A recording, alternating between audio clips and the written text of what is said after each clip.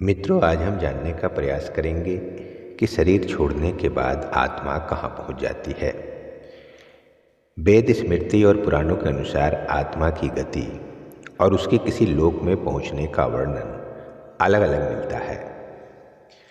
वैदिक ग्रंथ के अनुसार आत्मा 5 तरह के कोष में रहती है: अन्नमय कोश, प्राणमय कोश, मनोमय कोश, विज्ञानमय कोश और आनंदमय कोश। इन्हीं कोषों में रहकर आत्मा जब शरीर छोड़ती है तो मुख्य तौर पर उसकी 3 तरह की गतियाँ होती है: ऊर्ध्व गति, स्थिर गति और अधोगति। इसे ही अगति और गति में विभाजित किया गया है। पहला, ऊर्ध्व गति। इस गति के अंतर्गत व्यक्ति ऊपर के लोक की यात्रा करता है। ऐसा वही व्यक्ति कर सकता है जिसे जागृत, स्वप्न और सुषुप्ति में खुद को साक्षी भाव में रखा है या निरंतर भगवान की भक्ति की है। ऐसे व्यक्ति पितृ देव योनि के सुख भोग कर धरती पर जन्म लेता है। दूसरा है स्थिर गति। इस गति का अर्थ है व्यक्ति मरने के बाद न ऊपर के लोक में गया और न नीचे के लोक में, अर्थात उसे यही तुरंत ही जन्म लेना होगा। यह जन्म उसका मनुष्य योनि का ही होगा। और तीसरा है अधोगति। जिस व्यक्ति ने किसी भी प्रकार का पाप करके या नशा करके अपनी चेतना या होश के स्तर को नीचे गिरा लिया है, वह नीचे के लोकों की यात्रा करता है। रेंगने वाले कीड़े मकोड़े या गहरे जल में रहने वाले जीव जंतु अधोगति का ही परिणाम है। अब हम जान लेते हैं कि पौराणिक मान्यता क्या कहती है। पुराणों के अनुसार जब भी कोई मनुष्य मरता है या आत्मा शरीर को त्याग कर यात्रा प्रारंभ करती है तो इस दौरान उसे 3 प्रकार के मार्ग मिलते हैं। उस आत्मा को किस मार्ग पर चलाया जाएगा यह केवल उसके कर्मों पर निर्भर करता है। ये 3 मार्ग हैं: अर्ची मार्ग, धूम मार्ग और उत्पत्ति विनाश मार्ग।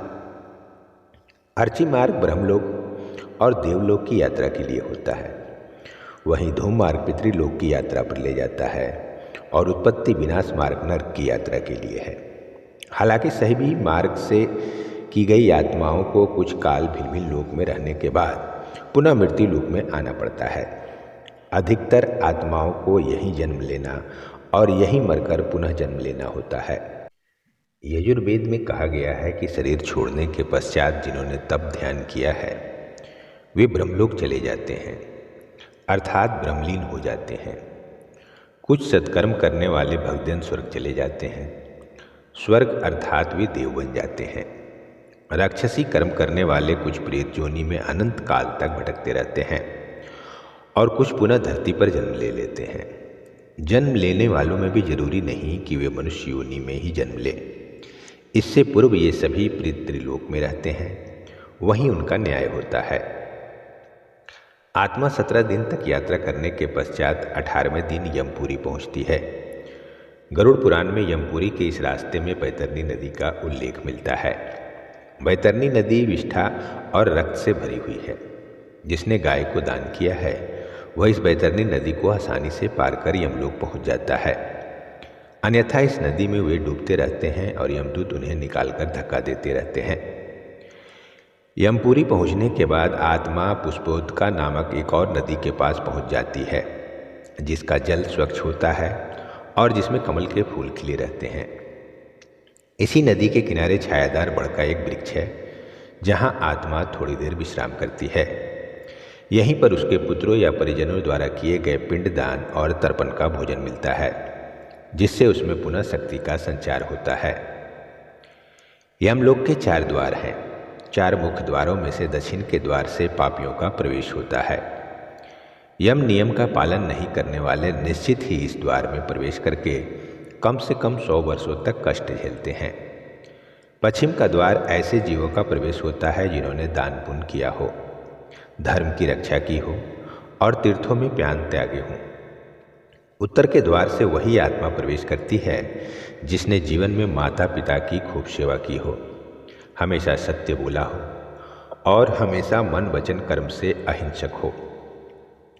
पूर्व के द्वार से उस आत्मा का प्रवेश होता है जो योगी, ऋषि, सिद्ध और संबुद्ध पुरुष हो। इसे स्वर्ग का द्वार कहते हैं। इस द्वार में प्रवेश करते ही आत्मा का गंधर्व, देव, अप्सराएं स्वागत करती हैं। माना जाता है कि जब कोई व्यक्ति मरता है तो सबसे पहले वह गहरी नींद के हालात में ऊपर उठने लगता है। जब आंखें खुलती है तो वह स्वयं की स्थिति को समझ नहीं पाता है। कुछ जो होशवान हैं वे समझ जाते हैं। मरने के 12 दिन के बाद यमलोक के लिए उसकी यात्रा शुरू होती है। वह हवा में स्वतः ही उठता चला जाता है। जहाँ रुकावट होती है वहीं उसे यमदूत नजर आते हैं, जो उसे ऊपर की ओर गमन कराते हैं। आत्माओं के मरने की दिशा उसके कर्म और मरने की तिथि के अनुसार तय होती है। जैसे कृष्ण पक्ष में देह किसी ने अगर छोड़ा हो तो उस काल में दक्षिण और उसके पास के द्वार खुले होते हैं, लेकिन यदि शुक्ल पक्ष में किसी ने देह छोड़ी हो तो उत्तर और उसके आसपास के द्वार खुले होते हैं। लेकिन यह नियम तब तक काम नहीं करता जब तक व्यक्ति पाप से भरा ना हो।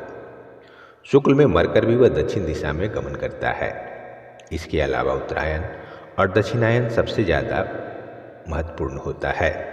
अतः मैं ये आशा करता हूँ कि ये वीडियो देखने के बाद आप अपने जीवन को अच्छी तरह समझें और ये प्रयास करें कि मैं जब भी इस संसार को छोड़ूं तो मुझे अर्थात मेरी आत्मा को सिर्फ और सिर्फ अर्ची मार्ग ही मिले। उम्मीद करते हैं कि यह वीडियो आपको पसंद आया होगा। धर्म, अध्यात्म और जीवन के सत्य को जानने के लिए आप अपने चैनल दिव्यांश दीप को सब्सक्राइब जरूर कीजिए और इसे लाइक और शेयर भी जरूर कीजिए। और ऐसे ही ज्ञानवर्धक वीडियो को सबसे पहले देखने के लिए आप नोटिफिकेशन बेल प्रेस करना ना भूलें। जय श्री कृष्ण।